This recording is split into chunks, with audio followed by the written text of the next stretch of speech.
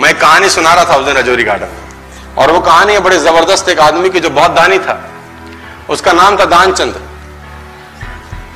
दानचंद तो मस्ती में रख दिया था नाम, निपट कंजूस था, धेला ना दे किसी को। बीवी ने बोला दानचंद पूरी जिंदगी हो गई, अब जाने की बारी है, कुछ तो दान करो, कुछ तो साथ ले जाओ।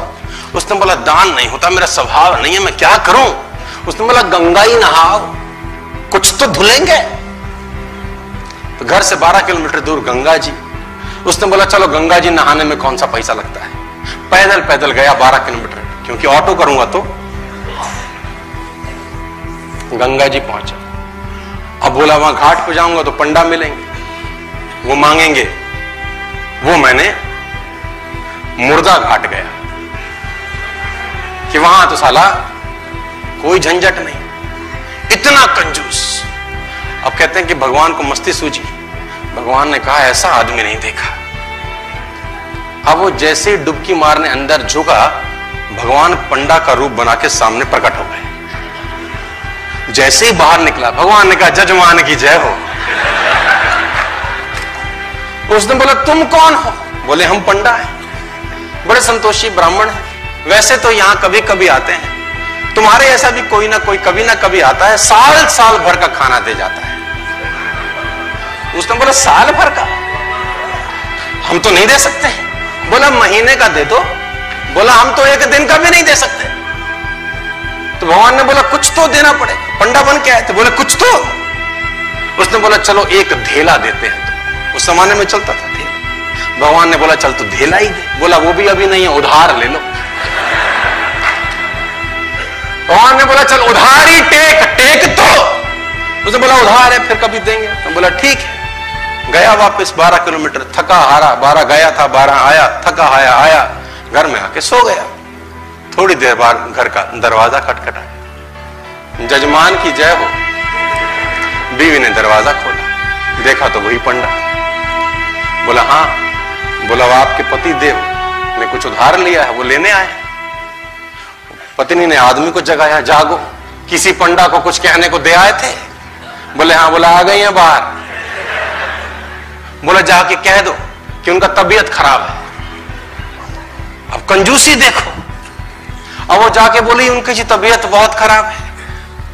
अब पंडा ने बोला वो हमारे जजमान हैं, जब तक तबीयत ठीक नहीं होती हम यहीं रहेंगे, तुम खाने वाने का सामान बना दो हमको, हमें कोई तकलीफ नहीं। वो तो बैठ ही गया चौकड़ी मार के। अब बीवी फिर अंदर गई, बोली वो तो बैठ ही गए हैं। उसने बोला जाके कह दो कि मर गए। अभी आई रोती रोती, तो गुजर गए, अभी मर गए, उनका तो इंतकाल हो गया। इसने बोला जजमान गुजर गए? बोला हाँ।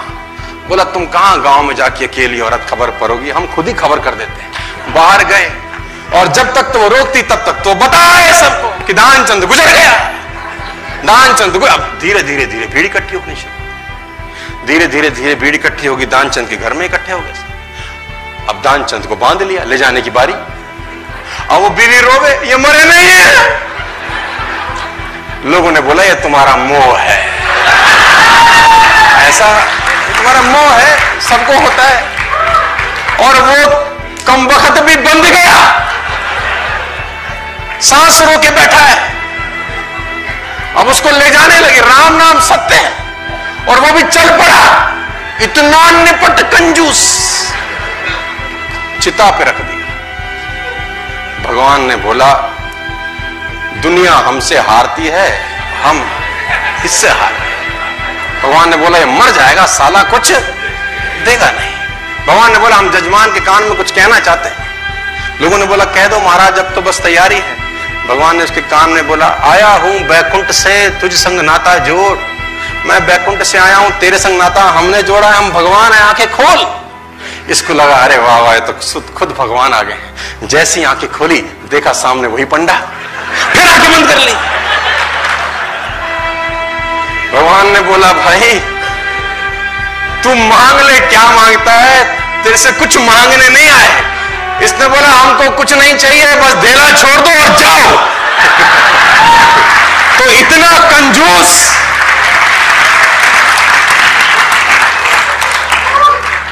कंजूस बाप को मरती हुई हालत में देखकर बेटे ने बुलवा लिया और 2 गुना बड़ा कफन सिलवा लिया। कंजूस बाप को मरती हुई हालत में देखकर बेटे ने बुलवा लिया और 2 गुना बड़ा कफन सिलवा लिया कि बाप ने जिंदगी बड़ा बड़ा दर्द सहा, ना ठीक से पहना ना ठीक से खाया, अब कम से कम मन भर के उड़ा तो सकूंगा कफन। कहते हैं कान में पड़ते ही बेटे की बात बापूजी ने खोली धीरे से आंख, बोले बेटे ठीक नहीं है तेरी मर्जी, क्यों करता है फिजूल खर्ची।